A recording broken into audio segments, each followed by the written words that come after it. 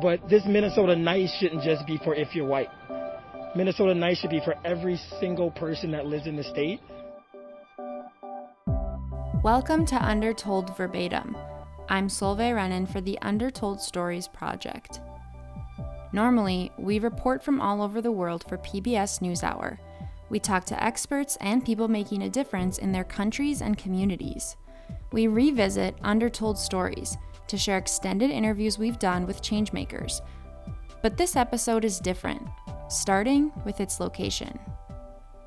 Our team actually lives in St. Paul and Minneapolis, which on a fateful day in late May became the epicenter of a protest movement that swept the world since, the death of George Floyd. We've been on the front lines of this story for the PBS NewsHour. Alongside NewsHour producers Mike Fritz and Sam Lane, we produced an in-depth piece on inequality in the Twin Cities, how Minnesota nice only applies if you're white. If you haven't seen it yet, you can watch the full story at undertoldstories.org. In this episode, we have a chance to expand conversations our correspondent, Fred DeSam Lazaro, had with community members after police killed Floyd and protesters burned down the Minneapolis Police Department's 3rd precinct. I fear if this is not taken seriously. Even now, I'm not gonna lie to you, I'm worried because right now we're still in the feelings of protest and rage, but there's still a trial. This is a long road.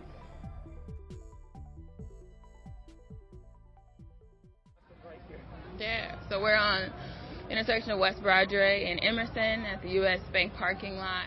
5 days after Floyd was killed, we started our interviews with Brittany Lewis at a food and supplies distribution in North Minneapolis, a predominantly black neighborhood. Ashley Henderson actually organized this effort and got a lot of kind of nonprofits and other folks to come together and provide resources for families in need. A lot of our stores are shut down. There's little access to diapers, toilet paper, food, fresh food. This is just community coming together and supporting each other. This is a part of what's happening in the world and the protests that you usually don't get to see. I think most of the news coverage is showing burning buildings, burning cars, looting, etc., which we now know, which community could have told you it wasn't being led by community, but outside interests. But this is what community is doing. Those that are of and from community are worried about its citizens. And this is an example of what that looks like. Lewis is a scholar at the University of Minnesota's Center for Urban and Regional Affairs. She was recently named a Bush Foundation Fellow. North Minneapolis is like a lot of disinvested urban areas across the country. Era of white flight. Many folks left this area because black folks are moving in. Deindustrialization, where jobs are leaving the cities, you left black and brown folks behind. It's also a disinvested part of the city, where there's that lack of business development. There's a lot of interest in growing that, but again, that's from histories of neglecting that reality. Historically, a food desert, a place where the schools are not performing well compared to their peer schools in other more affluent neighborhoods. However, it's a resilient community. I also want to be really clear about that. This community gave rise to the Van Whites. A lot of powerful electeds live here. Bobby Joe Champion, myself, other political leaders come out of this place. People believe deeply in this community. I would argue this is a community that's been over-policed. I'm a member of the Legal Rights Center board, and now Attorney General Ellison, who was then an activist lawyer, helped grow that organization alongside other community members fighting against police brutality. This community has a rich history in showing up and doing things itself. but what do the people that we see here today, who are of the community, trying to repair, do when their voices seem to be drowned out by what seems like a chaotic scene that's out of control to a national television audience? I think there's multiple approaches that folks take. First and foremost, healing is so important. And healing often doesn't require us to be in any conversation with any other community but ourselves sometimes. Sometimes having community support and someone that actually understands what you're going through is a step that needs to be taken. But there's also tangible policy and practice steps that need to be taken. And there are community leaders supporting community and understanding what those steps are. When we're talking about police or policing, the reality is to get into the criminal justice system, you have to have an interaction with an officer. I mean, that is just the reality. And our policing practices need to be reformed. I sit on the Minnesota Task Force on Police-Involved Shootings. I'm on the Youth Justice Council. And we're really being intentional about the policy shifts that need to take place. If what happened here in Minneapolis isn't indication enough that it needs to be taken seriously, I don't know what else you're going to have to see. And what you're seeing on the streets as folks show up and protest is their kind of outward illustration of what trauma and rage look like. And those are natural feelings that should never be undermined. Because I'd argue that rage can be funneled into positive places and spaces. Protesting is a positive act. It's about an act of community coming together, being clear about what you want, being clear about a loss of humanity, and making sure you are heard. Historically, I'd argue there are many things across this nation or globe that would never have changed without protests. And I will defend everyone's right to participate in that. But I want to come back to the question of the voices, that want to channel protest for political effect, like Mayor Bottoms talked about last night from Atlanta. Those voices seem to be drowned out by a lot of people who seem to have, other intentions. So I feel like the question that you're asking me presumes that those with a political message can control those folks that want to drown out their political message.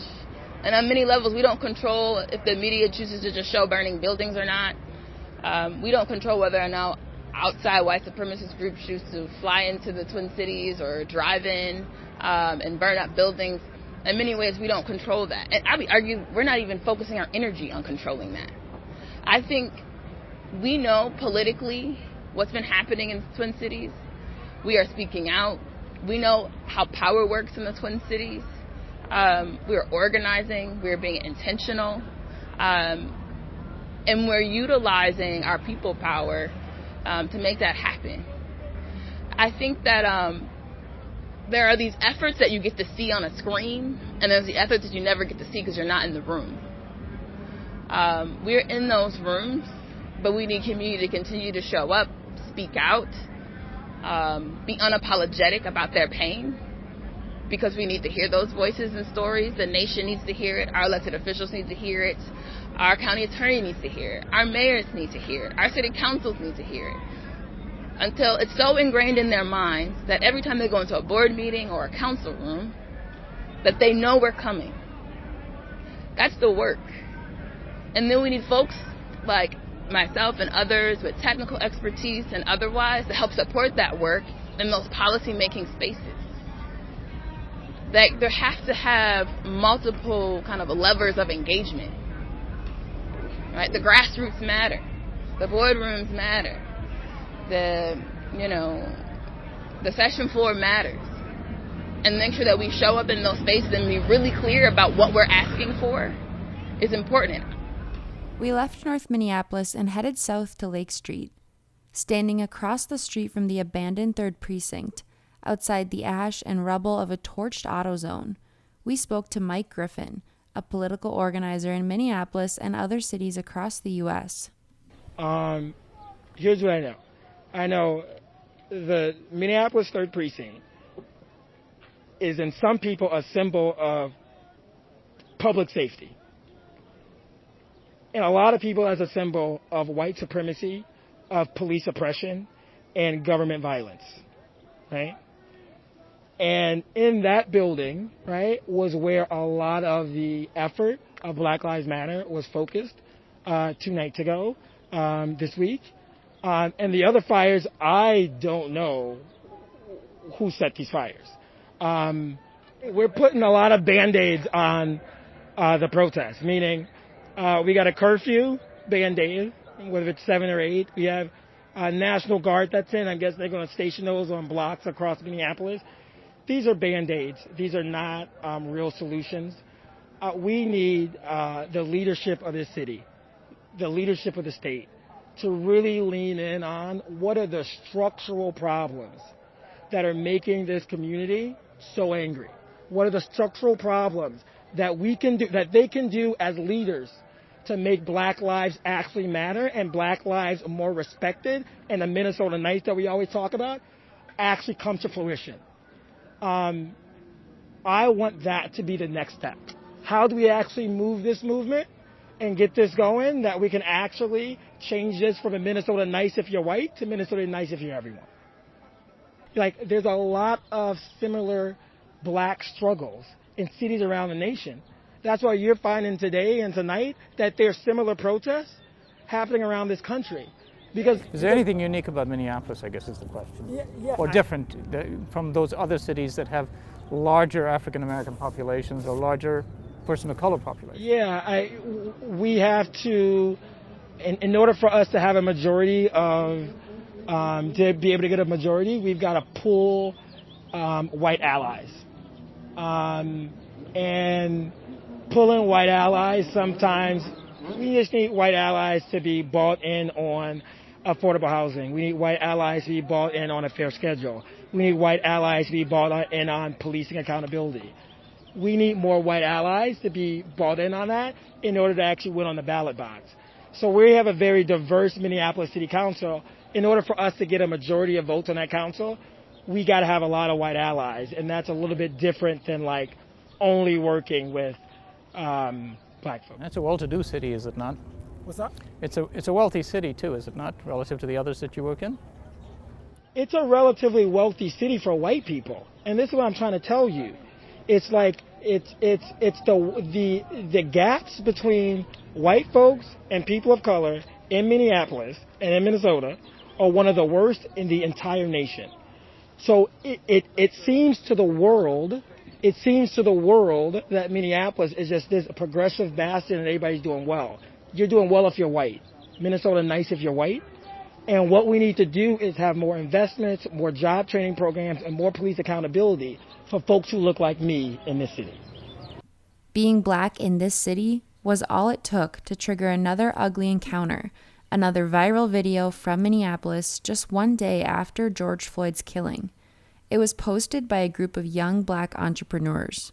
So we have an office here, and this guy came accusing us we can't be here. What office are you in? Don't worry about that. We don't have to tell you anything. Calling 911 now. Abdi Hassan and Zach Ahmed are two members of a marketing startup called Team Top Figure.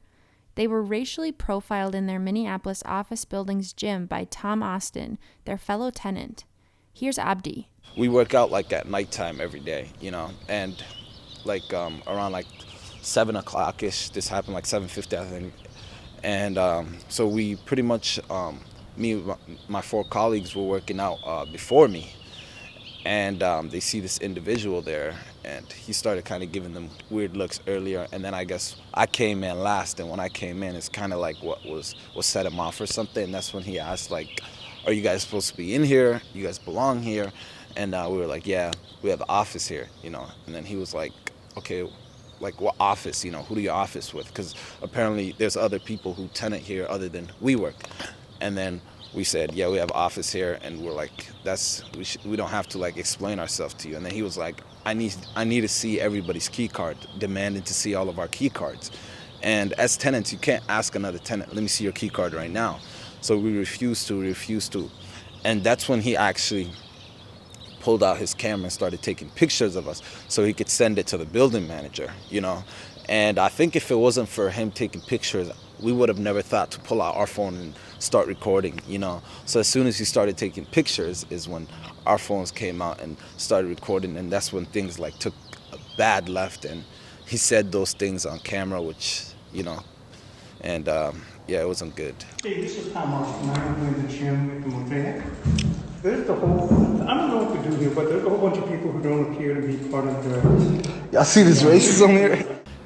We sat on it for a couple of hours, I think it was about 2 hours we sat on, just thinking, like, what should we do? Just trying to brush the situation under the table and move on. But we really seen, like, how big this is and, like, what's going on in America right now, and the threat of, I'm going to call 911 for a black person. If you say that to a black person in America now, it's essentially, to a certain extent, a death threat with everything that's going on, you know? So once we seen the magnitude in the situation, we really had to bring light to the situation, you know? We were taking it lightly at first because it just happened to us, and we didn't know how to act, you know? We were just thinking like, oh wow, what's going on? But then once we sat and we really like talked about it and seen what actually happened to us and how we got racially profiled, it's actually a serious situation. We really had to share it and bring light to it. Almost 80,000 retweets and 172,000 likes later, the building's owner ended Austin's lease. I wouldn't say it's too bad, but there is some, racism that you face on a day-to-day. As a black person, you just learn to deal with those things and not, make a big deal out of them. But I think for the most part, we try to stay in our community, and that helps a lot because most of my friends are, Somali and black, so I wouldn't have to deal with a lot of racism or anything like that. Minneapolis may be diverse, but the legacy of housing policies like racial covenants and redlining have kept it mostly segregated and marked with a long history of tense, often violent police encounters, especially in non-white neighborhoods. So you have this MPD 150 report that I trust was pre-George Floyd, and then this happened. Mm-hmm. How did that resonate with you in the context of that report? Well, when we wrote the MPD 150 report, in many ways it was in response to the killings of Jamar Clark and Philando Castile. And while we were in the process of putting it out, Justine Demond was killed. So I think it speaks to the cyclical nature of police brutality in Minneapolis. Tony Williams is an organizer with MPD 150, a group pushing past police reform and towards what they say is abolition. So I think for those of us who have been following this history and the culture of policing here in Minneapolis, it's a watershed moment in terms of the community that's protesting right now is no longer saying that we think reforms are going to fix the underlying problems here, but that we actually need to move towards abolishing the police and a police-free future. You have legal and political challenges that are formidable. Mm-hmm. First of all, talk about those specifically as they play out, as you try and bring about reform and changes, and then we'll get to why you think something even more sweeping has a chance. Absolutely. So there are many ways in which police reform has been stymied by the political climate that we live in, right? And a big part of that is that the police themselves and the police union has immense political power.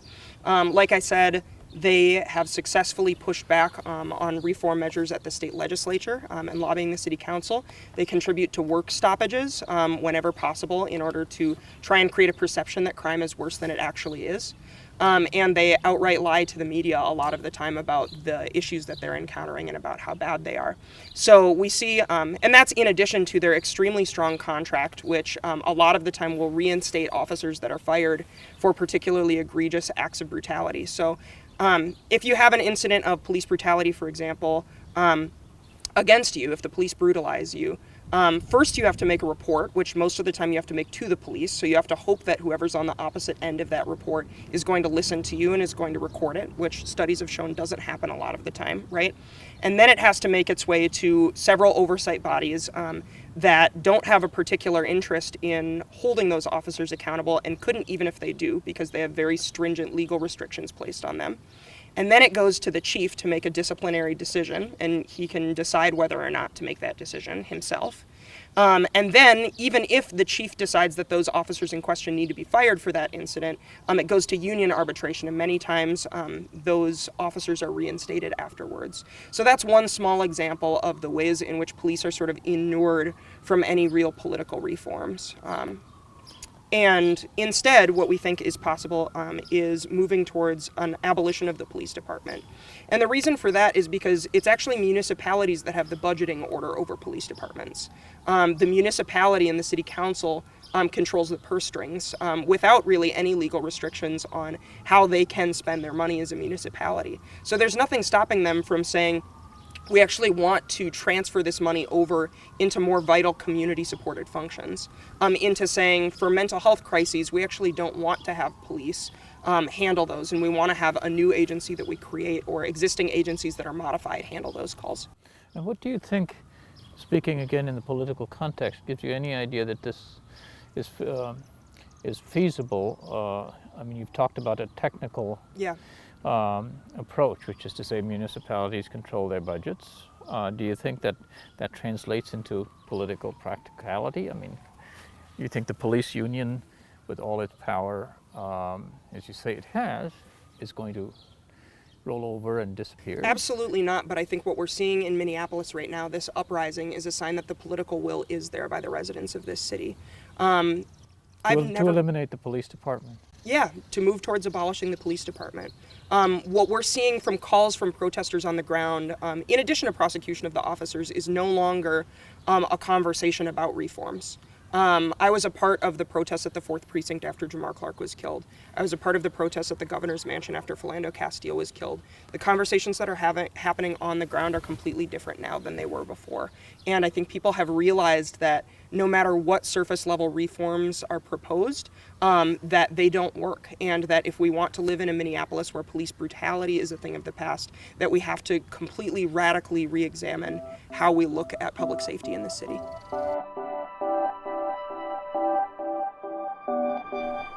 That idea of re-examining public safety is gaining considerable steam. Calls to defund, dismantle, or abolish police appear in street art, on social media, and from elected officials. A veto-proof majority of the Minneapolis City Council has committed to ending the Minneapolis Police Department. Learn what that might look like in our story about defunding the police at undertoldstories.org.